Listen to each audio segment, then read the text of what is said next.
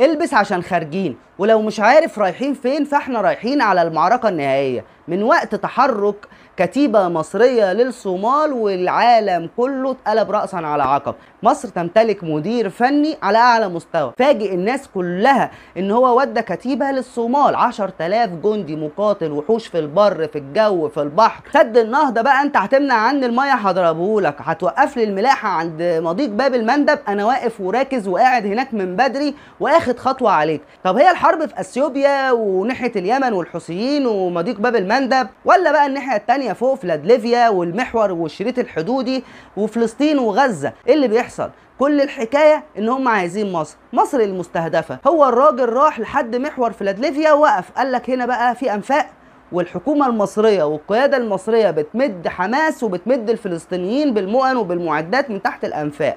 في نفس ذات اللحظة يطلع قائد من الجيش الإسرائيلي ويقول ما لقيناش هناك أنفاق.